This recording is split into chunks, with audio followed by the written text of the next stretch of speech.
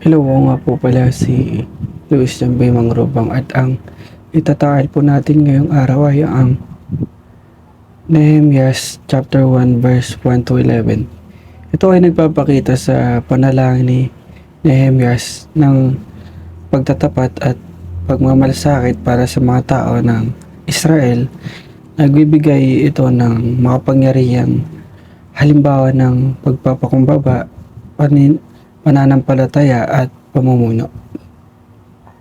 Sa talatang ito, si Nehemias na naglilingkod bilang katiwala ng kopa sa hari ng Persia ay nakatanggap ng balita tungkol sa nababahalang kalagayan ng Jerusalem.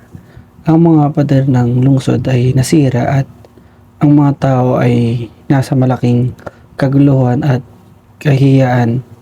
Ang puso ni Nehemias ay lubang naantig sa balitang ito. Ito at agad siyang bumaling sa Diyos sa panalangin. Ang panalangin ni Nehemias ay nagsimula sa pagkilala sa kadakilaan at katapatan ng Diyos. Kinikilala niya ang tipan ng Diyos sa kanyang mga tao at kinikilala ang kanilang pagsuway at kasalanan. Inako ni Nehemias ang pananagutan para sa mga kasalanan ng mga tao at kahit na siya ay mismo ay hindi direktang nasasangkot sa kanilang mga aksyon. Ipinakita nito ang kanyang kababaang loob at mga kanyang pagkakalanlan sa mga taong ito. Pagtapos ay sumama si Nehemias sa Diyos para sa awa at katapatan.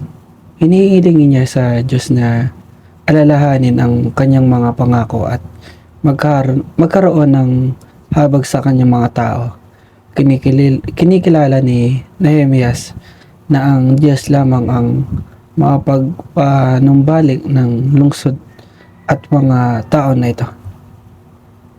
Hiniling niya sa Diyos na bigyan siya ng pabor sa harap ng hari upang siya ay makapunta at muling itayo ang Jerusalem. Ang talatang ito ay nagtuturo sa atin ng ilang mahalagang aral. Una, ito ay nagpapaalala sa atin ng kapangyarihan ng panalangin. Ang panalangin ni Nehemias ay hindi lamang basta-basta na kahilingan. Ito ay isang taos-pusong pagsusumamo sa Diyos.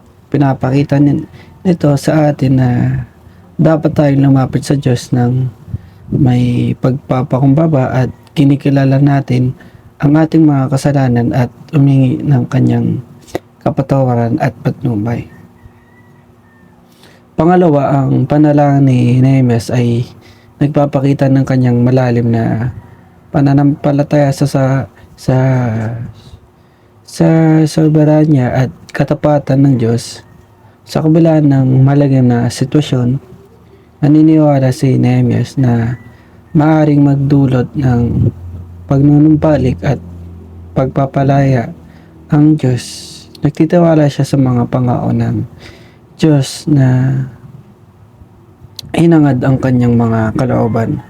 Panghuli, ang panalangin ni Nehemias ay nagpapakita ng kanyang mga katangian ng pamumuno bilang isang katiwala ng kopa. Si Nehemias ay may posisyong ng impluwensya at otoridad sa halip na gamitin ang kanyang mga posisyon para sa pansariling pakinabang. Ginagamit niya ito upang pamagitan para sa kanyang mga tao at hanapin ang kanilang kapakanan. Ang devotion ni Nehemias sa Diyos ay ang kanyang pagmamalasakit sa iba ay naging bukod tangi sa kanyang bilang isang pinuno. Habang pinagninilayan natin ang panalangin ni Nehemias, maaari nating tanungin ang ating mga sarili kung paano natin mailalapit ang mga aral na ito sa ating sariling buhay. magpakumbaba tayo sa mga harap ng Diyos na kinikilala ang mga ating mga kasalanan at humingi ng kapatawaran sa Kanya. May pananampalataya ba tayo sa baranya ng Diyos at nagtitiwala sa Kanyang mga pangako? Ginagamit ba natin ang ating mga posisyon at kapangyarihan para maglingkod at pumagitan para sa iba? Hayaan